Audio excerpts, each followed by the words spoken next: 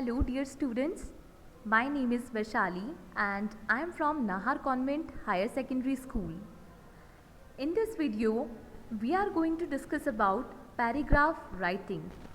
तो ये डिस्कस करने से पहले हम ये समझ लेते हैं कि पैराग्राफ क्या होता है.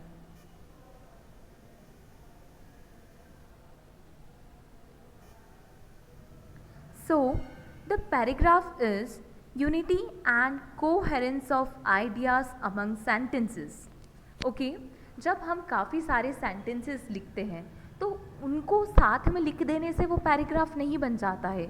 उन sentences के अंदर, उन वाक्यों के अंदर एक यूनिटी होनी चाहिए, एकता होनी चाहिए और वो कोहेरेंट होने चाहिए, एक दूसरे से रिलेटेड होने चाहिए. अगर आपने 10 सेंटेंसेस भी लिखे हैं which are not related to each other, तो वो 10 सेंटेंसेस साथ में लिखने से कोई पैराग्राफ नहीं बनता है. पैराग्राफ का मेन मोटो क्या होता है कि उन सेंटेंसेस के बीच में एक यूनिटी होनी चाहिए. जब आप फर्स्ट सेंटेंस के बाद जब आप सेकंड सेंटेंस पढ़ते हो तो आपको वो रिलेटेड लगना चाहिए, उन दोनों में आपको कनेक्शन दिखाई देना चाहिए, एक क्रोनोलॉजी होनी चाहिए. तो अब हम जिस भी सब्जेक्ट में देखते हैं तो आंसर्स लेंथी भी होते हैं, तो हमें सारी चीज़ें याद करने की ज़रूरत नहीं होती है.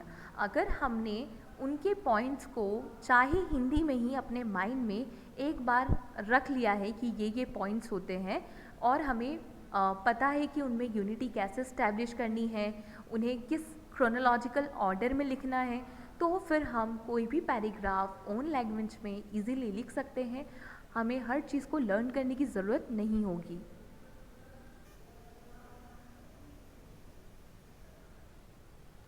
Now, we have to discuss tips to form a good and well-informed paragraph. तो फर्स्ट ऑफ ऑल गुड और वेल इन्फॉर्म्ड पैराग्राफ की डेफिनेशन क्या होती है? तो इट मीन्स कि आपका जो पैराग्राफ हो वो जो उसका रीडर है उसे सही से समझ में आए, जो आप समझाना चाह रहे हो वही उसे समझ में आए, और सेकेंडली वो वेल इन्फॉर्म्ड होना चाहिए कि जब हम उस पैराग्राफ को रीड करते हैं या जो भी रीडर उस पैराग्राफ को रीड करता है तो उसे उसका सेंट्रल आइडिया समझ में आए और जो भी इंफॉर्मेशन उससे रिलेटेड हो वो सब वो गैदर कर पाए.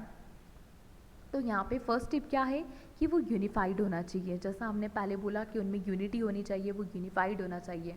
ऐसा नहीं कि आपने फर्स्ट सेंटेंस में कुछ समझा दिया, सेकंड सेंटेंस में आप अपने टॉपिक से ही भटक गए, कुछ और ट्रैक पे चले गए.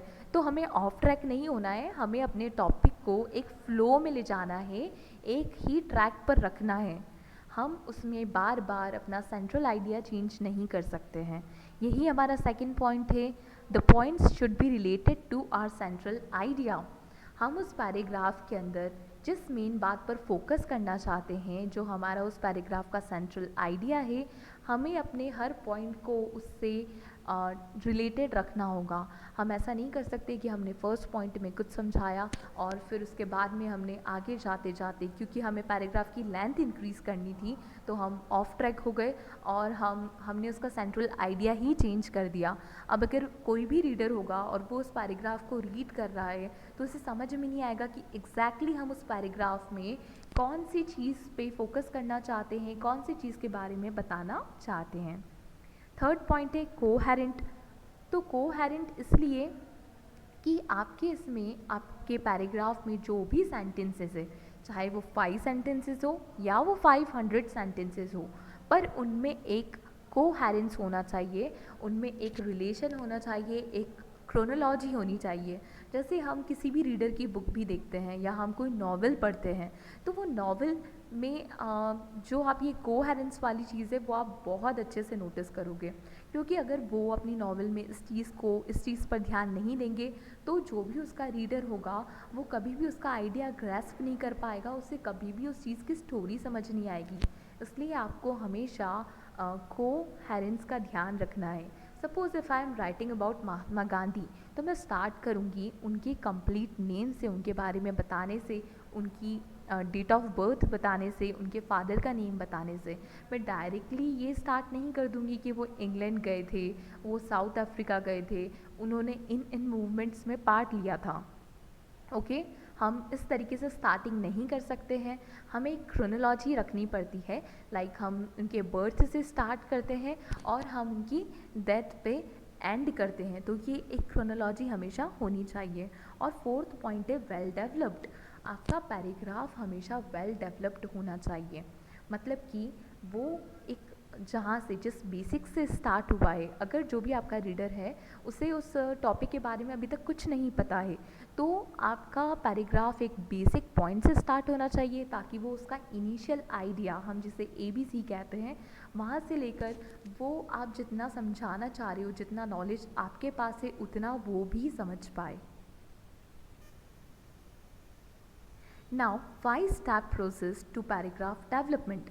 अब जब भी आपको कोई पैराग्राफ बिल्ड करना है तो उसका 5 स्टेप प्रोसेस क्या होना चाहिए, ये आप कहीं पर भी अप्लाई कर सकते हो, आपके आंसर राइटिंग में, पैराग्राफ राइटिंग में, ऐसे राइटिंग में, आर्टिकल राइटिंग में। ये एक बेसिक चीज़ें हैं, कुछ बेसिक स्टेप्स हैं जो अगर आप ध्यान रखोगे तो आप कहीं पर भी जहाँ पर आपको आर्टिकल लिखना है या फिर बोलना है, तो आपको ये हमेशा हेल्प करेगा। So our first step is decide on a controlling idea and create a topic sentence। आपको अपना पहले एक कंट्रोलिंग आइडिया डिसाइड करना होगा कि आप किसके बारे में बोलना चाह रहे हो, वरना आप कहीं से स्टार्ट कर रहे हो, उसे कहीं पर ले जा रहे हो, तो जो भी रीडर्स होते हैं वो बहुत कंफ्यूज हो जाते हैं, उन्हें वो बिल्कुल भी समझ में नहीं आने वाला है। तो आप पहले अपना कंट्रोलिंग आइडिया डिसाइड करो कि आप किसी चीज़ के फेवर में हो या फिर अगेंस्ट में हो, और उसके बाद ही उस पर लिखना या फिर बोलना स्टार्ट करो। सेकेंड स्टेप होता है एक्सप्लेन द कंट्रोलिंग आइडिया। अब जो कंट्रोलिंग आइडिया है या जो भी सेंट्रल आइडिया है जो आपके पूरे पैराग्राफ को कंट्रोल करने वाला है, उस पैराग्राफ के बारे में, उस पैराग्राफ को पूरी तरीके से, वो पैराग्राफ का इंजन है, उस पैराग्राफ को वही लेकर चलेगा। तो जहाँ आपका कंट्रोलिंग आइडिया जाएगा वहीं पे आपका पैराग्राफ जाएगा।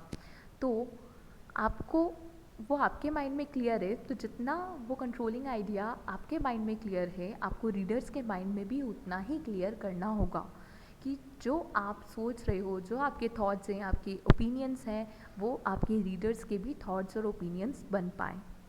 स्टेप 3, गिव एन एग्जाम्पल और मल्टीपल एग्जाम्पल्स। मतलब आप जिस भी चीज़ के बारे में समझा रहे हो तो आप उसके बारे में एग्जाम्पल दो, या तो एक एग्जाम्पल दो या तो और एग्जाम्पल्स दो कि ऐसा पहले भी कहीं हुआ था।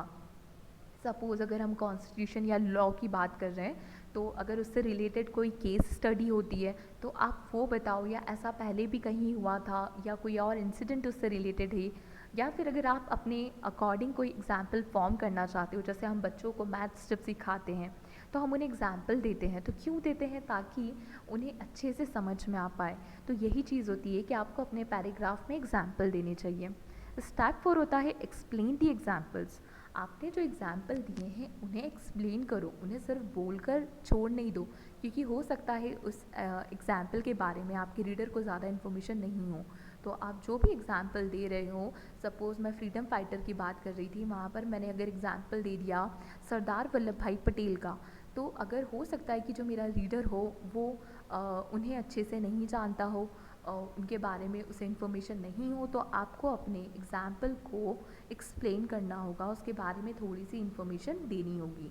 And finally the step 5 is complete the paragraph's idea और transition into the next paragraph. अब जो आपका पूरा पैराग्राफ रहता है वो लूज़ पॉइंट्स होते हैं, तो जब भी ऐसी कोई लूज़ चीज़ होती है, या फिर सपोज़ आप 2 थ्रेड्स को लेकर कुछ बना रहे थे, कोई डिज़ाइन बना रहे थे, तो फाइनली उसको ख़त्म करने के लिए आपको एक नॉट लगानी होती है ताकि वो वापस से बिखर ना जाए।